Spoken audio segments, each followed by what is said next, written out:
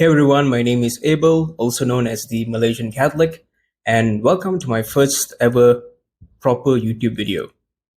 Today we're going to be diving into a pretty fascinating topic that blends Southeast Asian folklore and biblical theology. We're going to explore the mystery of the Orang Bunan and its strange but surprising parallels with the Nephilim and certain demonic entities that are mentioned in the Bible. The Orang Bunan is an invisible or sometimes visible spiritual being that resembles humans, commonly found in many mythical stories across Southeast Asia. Orang basically means person, and Bunian comes from the Malay word bunyi, which means sound. And so if you put those two words together, you get Orang Bunan. The Orang Bunan is said to live alongside humans, but on a different plane of existence. You know that scene in Interstellar where the dad is in the bookshelf knocking and he's there, but he's not physically there? It's basically like that. These dimensions, according to local mythology, is divided into 5 different levels. The lowest is Alam Nasut, and the highest is Alam Lahut, which is supposedly the place where God resides. We also have these in-between realms, which I'm not going to get into, but essentially the Orang Bunan resides somewhere in between the Alam Nasut and Alam Lahut. The Orang Bunan is typically described as being beautiful, well-dressed, and in historical or Nusantara clothing. They also said to have their own social hierarchies and structures similar to that of humans, and so they have families and clans and even royalty. Now, although the Orang Bunan is said to live on a different plane of existence, they seem to have a pretty interesting and weird relationship with humans. Now, although the Orang Bunan is said to live on a different plane of existence, they seem to have a pretty interesting and weird relationship with humans. Oftentimes, these stories of people encountering Orang Bunan are almost always associated with marriage. Here's how a typical encounter with an Orang Bunan would go. Imagine walking through a forest. You start to notice a thick fog slowly developing. This is then followed by you seeing a person, usually a beautiful woman or children, that beckon you to follow them. And soon after, you'll find yourself in the Alam Bunan. And if I were to describe how this world looks like, it's essentially Rivendell from Lord of the Rings, and that would basically make the Orang Bunan Southeast Asia's elves, I guess. Now, once you've been brought into this world, a female Orang Bunan will then attempt to marry you. And yes, this is something that typically only happens to men. If you reject this proposal, you'll be returned to the human world. But if you accept this proposal, then you'll be trapped in the world of the Orang Bunan forever. Now, the men who marry these Orang Bunans are also said to have children with them somehow.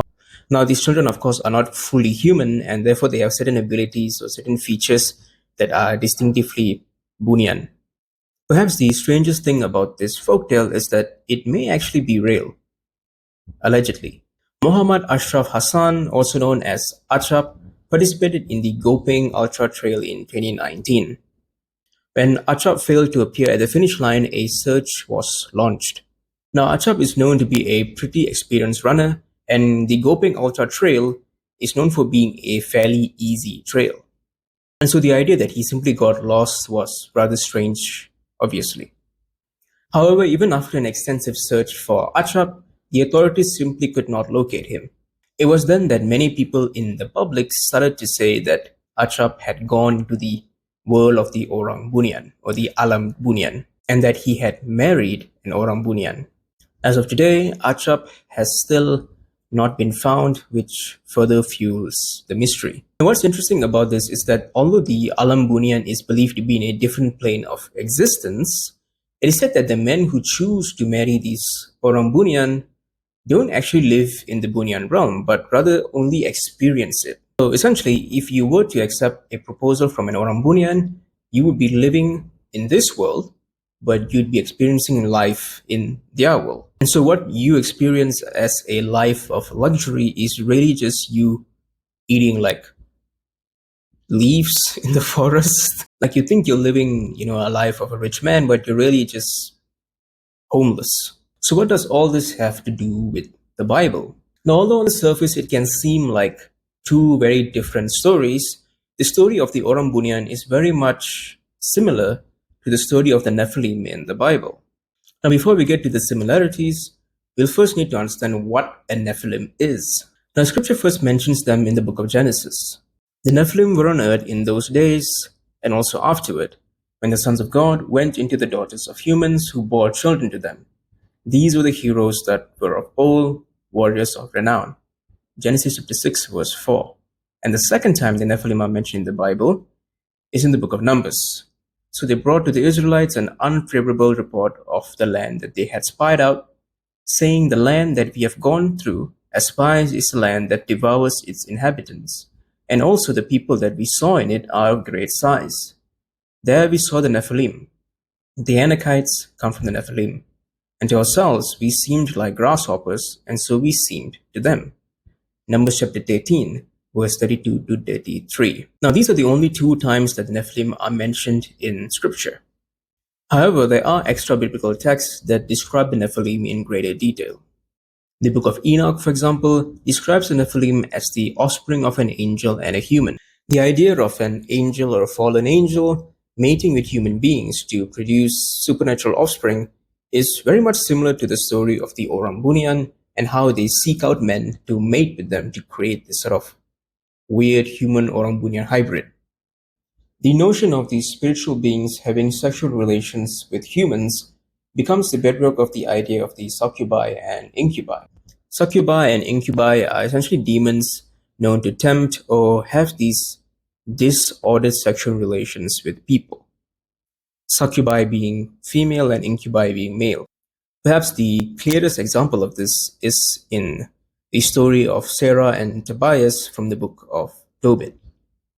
In the story, Sarah is said to be haunted by the demon Asmodeus. While not explicitly using the word succubus or incubus, I think it's pretty clear that we can conclude that Asmodeus is a kind of an incubus in this story because he's sort of fulfilling that role of a male sexual demon that is preventing a woman from fulfilling her conjugal rights with her husband. This happens every time she gets married. This only stops when the Archangel Raphael helps Tobias, Sarah's 8th attempt at marriage, defeat the demon through the use of incense made from a fish's heart and liver. Now that in and of itself is incredibly symbolic, but we'll leave that for another video. Now, although all these different stories can seem a little far-fetched, it's not all that strange if you simply take a look around you. From the endless sexualization in media to the constant push for sexual liberation, we live in a pornified world. We live in a world where there are demons that seek to destroy your soul through the means of lust. A world that is ruled by demons that wear the faces of many young and impressionable men and women. These demons operate very much like the Orang Bunan. You encounter a thick fog, perhaps literal, perhaps mental. This fog blinds your vision and impairs your decisions. Sooner or later, you are presented with beauty, but not real beauty, an imitation of it. And now you are presented with a choice. Do you choose to marry yourself to lust? Or do you choose to deny your flesh and be returned to the human world? Many of the stories of men encountering and deciding to stay with the Orang Bunan includes men who were already married. Men who chose to abandon their wives and children simply because they were promised something greater. However, just like the men who choose to marry Orang Bunans, men and women who constantly choose to indulge in lustful activities will eventually delude themselves into thinking the life that they are living is honorable, even empowering. We see this with the rise of OnlyFans models, where these poor women believe what they're doing is empowering because they're making a lot of money. This is, of course, a delusion. These stories, although strange, remind us of the seriousness that we must uphold when it comes to how we approach relationships. They are reminders of the fragility of the human will and why we must always be on guard. Because much like the Orang Bunan, Satan prowls about the earth like a roaring lion, looking for someone to devour. If you found this topic interesting, or if you learned something new, don't forget to leave a like, drop a comment, and subscribe to the channel for more videos like this. You can expect similar content to what I already post on Instagram, but obviously because the medium is on YouTube, the videos are going to be longer, it's going to be more informative. I'm going to be able to expand on whatever topics that I want to discuss at a greater length. So I hope that is interesting to you. Thank you for following me. I know that I've been gone a while, but you can expect consistent content from now on.